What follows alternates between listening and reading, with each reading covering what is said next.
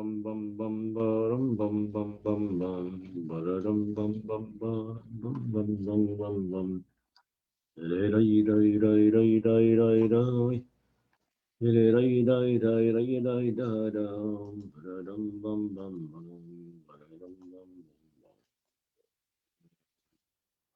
good morning, everybody.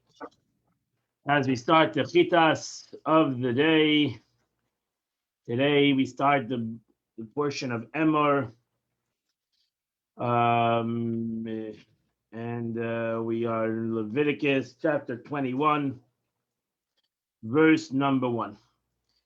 Vayomer Hashem el Moshe, and God said to Moses, Emer la kehanim, tell Aaron the Emel Kahanim, sorry, tell the Kehanim b'nei Aaron, the sons of Aaron. You should tell them nefesh le'yitama ba'amav, to a soul, he should not impurify himself amongst his people. Rashi says you have Emor, you shall tell and you shall tell. Why is it a double expression? Lahazir gedolim alaktanim. This comes to warn the elders that they must educate the younger. B'nei Aaron, the sons of Aaron. So Rashi says you might think these might be also the profaned sons of Aaron, those that are what called chalolim, which, for example, a Kohen that marries a divorcee is considered a chalol, so he cannot do the service of the in the Beis Hamikdash. And therefore, the Torah tells us that they have to be capable of being kohanim. And since they're incapable of being kohanim, they don't go into this law. Bnei Aaron comes to teach us also those that have a balmum. Balmum is somebody who has a handicap, which in Torah law, a kohen has a handicap, cannot serve in the temple, but he's not a chalal. He's not a profane, God forbid, person, but he has a handicap. He can't do the service, but he still is a kohen in this law. Bnei Aaron, the sons of Aaron, so Rashi tells us that the daughters of Aaron don't go into this law. Yitama ba'amav. He's not allowed to become impure. And this law is till today even. A kohen is not allowed to become impure intentionally. And we're talking about the amav, Rashi says, this comes to exclude if a kohen meets a dead person in the middle of the road and there's nobody else to take care of him. It's called, what in the Jewish law is called a mes mitzvah. And a kohen can also become impure to a mes mitzvah. Verse number 2. Kim l'seder, the kohen can only become impure to a relative who's close to him. That's like to a mother, to a father, to a daughter, to a son, or his brother. Rashi adds, the Gemara says, l'she'eda, who's a very close relative, that's his wife. So even though a wife is not a blood relative, but she's considered his relative, and therefore a kohen can become impure to his wife, to his father and mother, to his son and daughter, and to a brother. Verse number 3, and to a sister who's not been married, who is close to him, who's not married to another man, lo yitama, he's allowed to become impure to her. But he's not allowed to become impure if his sister has been married to another person. Rusa comes to include even a sister that has been betrothed. Mishkav, that has not been, they didn't have a physical relationship. To such a person, to such a sister, you can become a tam. The kohen can become impure too. Verse number 4. A husband cannot defile himself for a wife who caused his desecration while she's among his people. So he may not defile himself through the deceased wife, was unfit for him, and by whom he was desecrated, meaning that he married a kohen that married a gerusha, for example, a divorced woman. And this is simple meaning of the verse. A husband should not defile himself to his relative, meaning his wife, while she's still amongst his people, meaning that somebody else can take care of her funeral.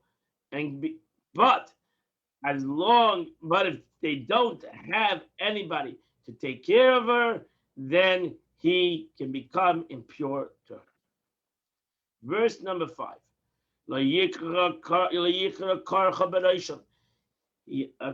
is going to a kohen, but we'll see what Rashi says in a moment. A kohen is not allowed to make bald spots on his head. And a kohen is not allowed to shave the edges of his beard. The Yisur Sarata, so he's not allowed to make cuts in his flesh. The Rashi said the making of bald spots is talking about somebody who did it for the dead. And that was the previous parsha concerning a regular Jew. So you have actually in last week's parsha, the Torah says almost the same thing about a regular Jew. And over here, the Torah is talking about a Kohen. And the Rashi says we learn one from the other. Just like when the regular Jew is talking about making a bald spot on your head for the dead, so too, it's talking about the Kohen for the dead. And just like it's talking about it anywhere in the head over here, Beroisham, anywhere in the head, so too, by the regular Jew, it's talking about anywhere in the head. Same Rashi. Rashi goes concerning the beard. Over there, by the Jew, it says leisashchis. They are not allowed to destroy. And over here it says leigalechu. You're not leigalechu. You're not allowed to cut. So what do we learn one from the other? We learn one from the other. By the Jews, it says he's not allowed to destroy. Over here, he says he's not allowed to cut. So Rashi says we learn from here that you're not allowed to cut in a way of destruction, and that is through using a razor. So in the aspect of destruction, you're not allowed to cut, and that's using a razor. If you use something that's not in the same way, like let's say you take, Rashi example says you take a tweezer and you start pulling out your beard. In Jewish law, that's not a prohibition. You're not allowed to cut you're not allowed to destroy in the way of cutting, and that's through a razor. And there's a whole argument today concerning a electric razor. Most rabbis hold electric razors like you're using a scissor, and therefore you're allowed to do that. Some say not. Whatever. That's a separate. That's a different situation, different argument. Rashi again says over here you're not. The Torah teaches us you're not allowed to make that you're prohibited on each and every cut. If a person does these cuts, also the same thing it says by a Jew, also you're not allowed to make a cut. But over here it's talking about a dead. So that says you learn from one from the other, whether it's one cut, two cuts, three cuts, five cuts, and actually each and every cut that you do, you do another prohibition each and every cut. Verse number 6. Kedoshim yil elekayim. Kohen needs to be holy to God. They shouldn't profane the name of God. Because the food of God they're bringing as a sacrifice for Hoyu Kodesh, and they shall be holy. So that says Kedoshim yil. The Torah teaches us over here that a Kohen cannot choose this. Kedosh al karcham. A Kohen cannot say, I don't want to be a Kohen, and therefore I don't want to be, I quit the job. Cannot quit his job. That's it. He's a Kohen by birth. That's like a Jew cannot quit. So too a Kohen cannot quit. He's stuck in the laws of a Kohen. Isha zoina v'chalala loyikach. A Kohen is not to marry a woman who is a prostitute or a woman who is desecrated. Go back. Prostitute or desecrated woman. We'll soon see what that means. The Isha Grusha, a woman that has been divorced. Lo yikachu, a Kohen cannot marry a divorced woman. Because he has been holy. So now she says we're talking about a woman that had a relationship with a something that's prohibited to her, like she had a relationship with a mamzer, or she had a relationship with somebody who some other prohibitions in the Torah. She now becomes prohibited to a kohen. Halala. So Rashi says, for example, if a kohen gadol marries an almana, or a regular kohen marries a grusha, and they have a daughter, she's a halala, and now she cannot marry a kohen, and she becomes unfit for a kohen.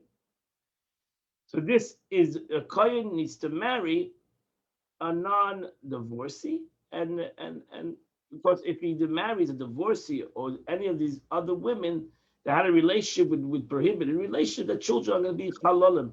They will be unfit kohen. Verse number 8. It's tough to be a kohen. Because you shall make them holy. Because he's offering the food offering of God. He's holy as I am God who made him holy. Again, now she says it teaches us that this is against their will. That if a kohen marries a divorcee and he doesn't want to divorce her, we force him to get divorced. A kohen has to be holy, and that means according to Jewish law, you have to show him that holiness. And that's why we give the first aliyah on the calling to the Torah. We give to a kohen. If there's a kohen at a meal, we offer him to do the blessings over the meal. We show always honor to a kohen. Verse number 9. Batish kohen is just if a kohen's daughter does adultery. So then is a via mechalelas. She's desecrating the holiness of her father. So she has to be put to death. So that she says, the Gemara says, because nowadays Nusha is a bazika about Nosayim and Esim and Suyim. We're talking about a bas kohen that was married, not talking about bas kohen that is single. Bas kohen that's married, a regular Jew that's married has an affair. She's also put to death. The only difference is the death penalty over here. The Torah gives a different death penalty for a bas kohen than a regular Jewish woman that has an affair. And according to Torah law, the man and the woman in an affair are put to death. The only difference is a bas kohen, the daughter of a kohen, will have a different law, because a daughter of a kohen, not only she's profaning her marriage, she's profaning her kahuna, the aspect of her lineage. Verse number 10. Then you have the law of a kohen gadol. A kohen gadol that has been anointed to be a kohen gadol. And he has been inaugurated to fill the garments. He wears 8 garments. He's the person that's not allowed to leave his hair unshorn. But gadol yifra means not to render his garments. It means a kohen gadol is not allowed to leave his unshorn hair in mourning.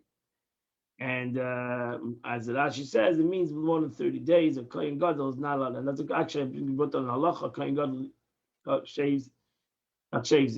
his hair every day. A kohen gadol is not allowed to come upon any dead body. He's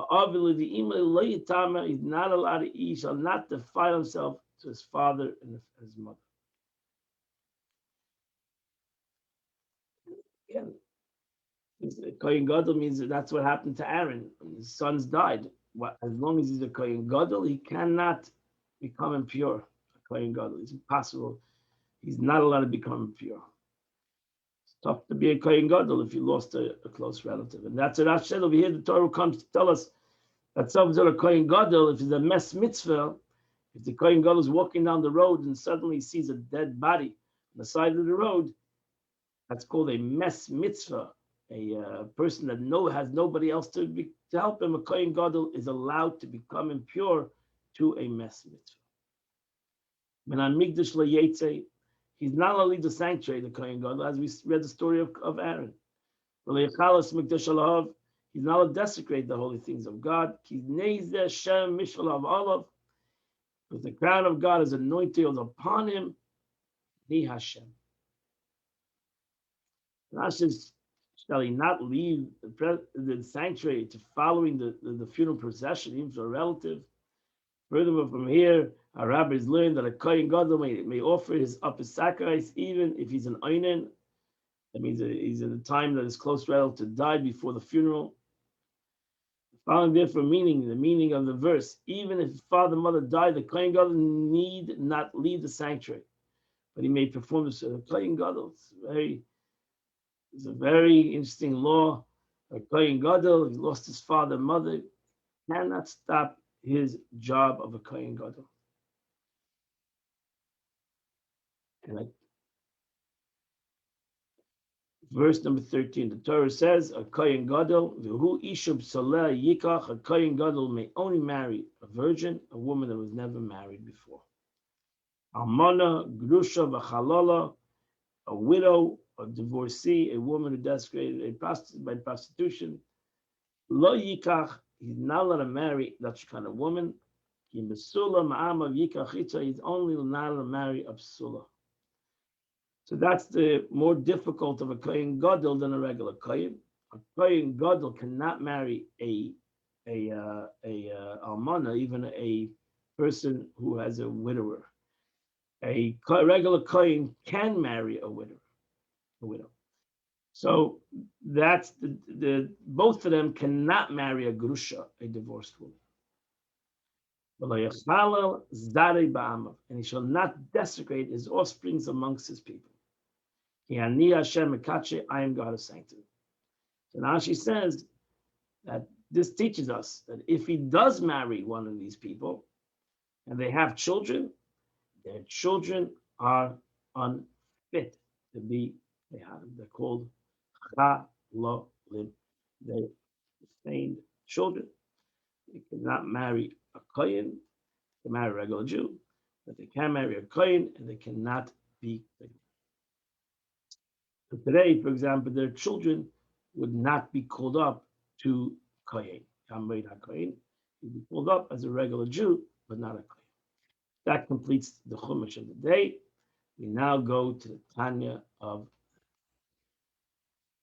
friends. Today is the 13th day of Iyar. And we're going to go to chapter 47 of Tanya. This is one of the beautiful chapters of Tanya. Here we go. The Alter Rebbe says in every generation. The Alter Rebbe, this statement, we say it in the Agada. In every generation, every person is supposed to feel as he's going out of Mitzrayim. Alter Rebbe adds the words v'chol yom v'yom. So every generation, the Alter Rebbe adds v'chol yom v'yom every day. A person is obligated to see himself, to regard himself. It as if he has that day come out of Egypt, today. A person has to feel as if he's come out of Mitzrayim today. How does he do that? Which Mitzrayim am I coming out of? Yes, this is the release of the divine soul from the confinements of the body, which is gullus, serpent skin.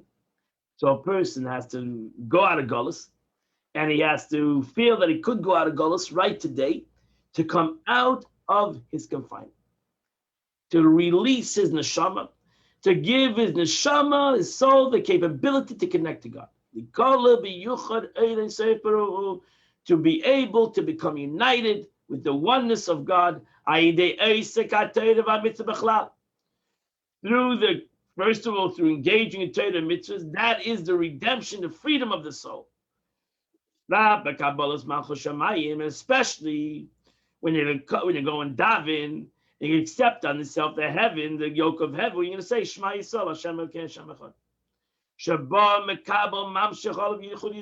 I say Shema, and when I say it with the kavanah, with the true intent, I'm accepting myself the yoke of heaven. Hashem Elokeinu, as he says, the Lord is our God.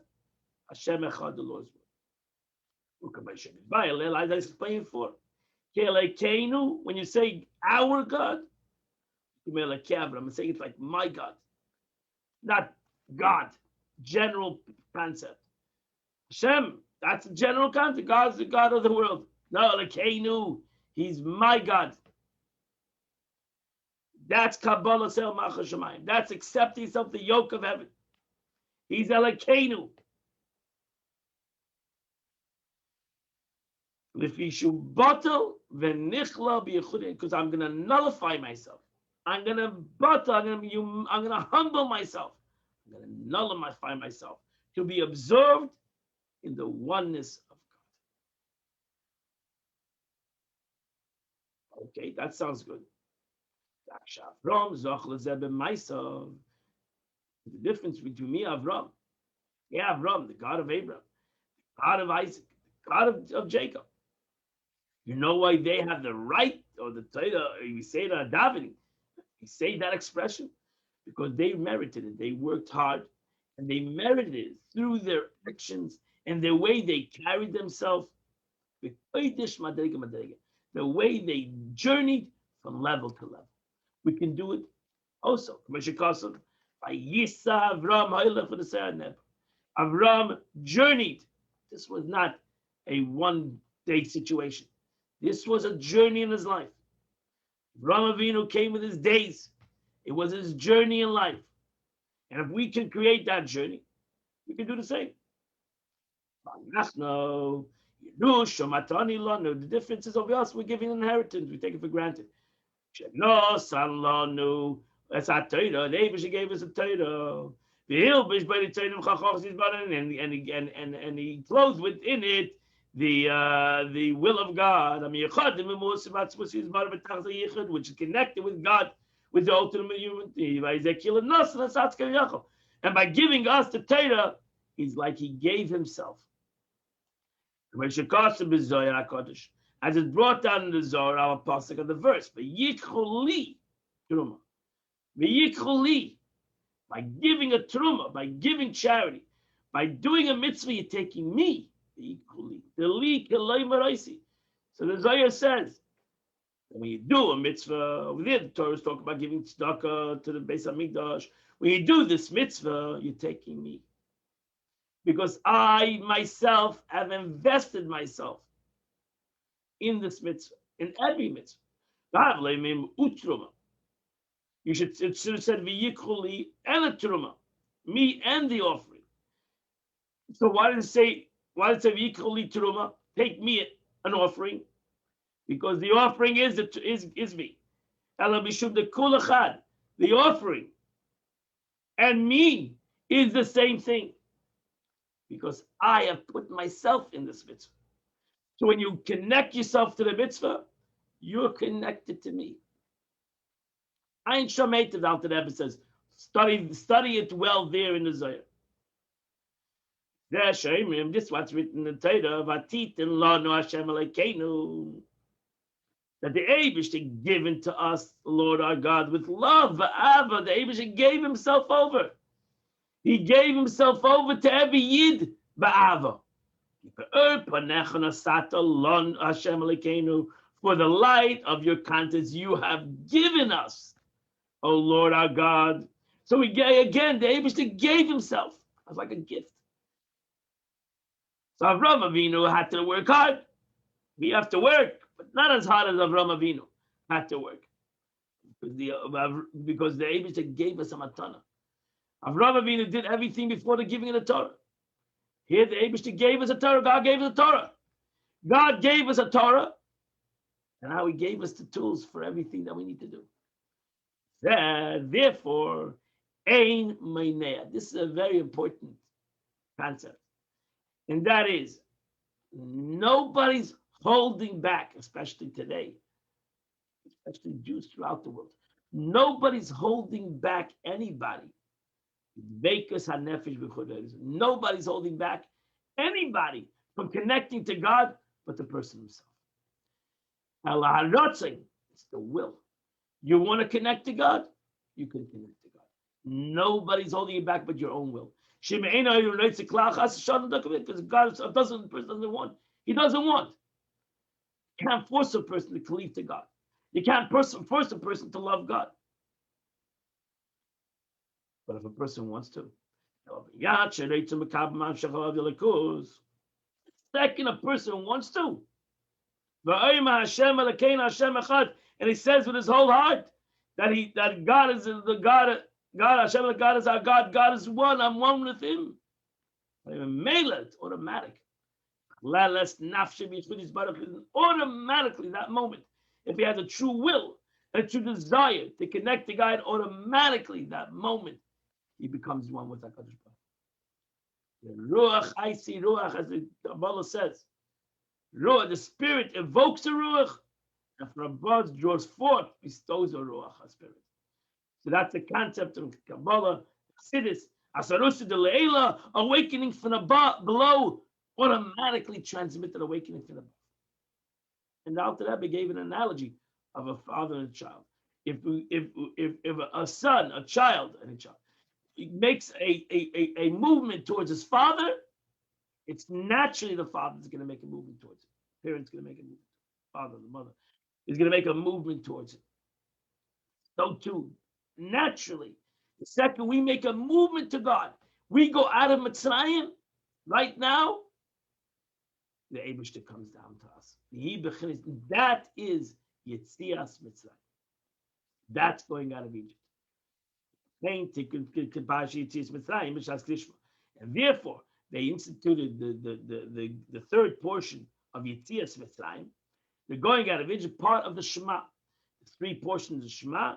V'ahavta, love your God. V'hoyim Shemayat, you're going to follow the commandments of God. And V'yayim Hashem. The third portion really is not the sages put the third portion part of the first two portions. Why did they put it in there? Why did the first two portions go together? Because we know that they both say the same basic concept. That you have to say them every day. They almost are the same equally in the way the expression of those two portions. Then the sages put the third portion because that third portion talks about going out of Mitzrayim. What does going out of Mitzrayim have to do with the concept of accept the yoke of heaven and loving God? Even though going out of Mitzrayim is a separate mitzvah. But when mitzvah's kishma, it's not per se the mitzvah kishma, it's Gemara. As the Gemara itself asks, and the Paskim asks, what are you putting in the third portion there? Why are you throwing in a third portion of the going out of Egypt? You know why the Alter Rebbe says, because the concept of love of God and the unity of God with us and acceptance the yoke of heaven is all going out of Egypt, is going out of our personal Egypt. Therefore, at the end of the third chapter of Shema, what do we end off with? The same word we started off the Shema. We started off the Shema, Shema Yisrael Hashem Elokeinu Hashem Echad, Hashem Elokeinu. We say the same words. Ani Hashem Elokeichem. I am God, your God. We say, and we started off Hashem Elokeinu, and we ended off the third portion, Hashem Elokeichem. If we go out of Galus, we're Hashem Elokeichem, then we feel God is our God. As long as we're in Galus, in our own Galus, that we are in our own cocoon, and we can't break out of our nature, we can't go above ourselves, then we're in exile. We have to go out of exile today. By going out of exile today, by connecting to God today, whether it's in prayer, whether it's in a mitzvah, that is going out of exile today. And as I explained before, in Hashem Elokeinu, the same explanation is in Hashem Elokeichem, I am God. That completes the Tanya of the day, my friends. Today is the 13th day of the month of Iyar. Today, the Rebbe brother's yard site. Ayalei ben Rav Levi Yitzchak, Shamash ben Aliyah.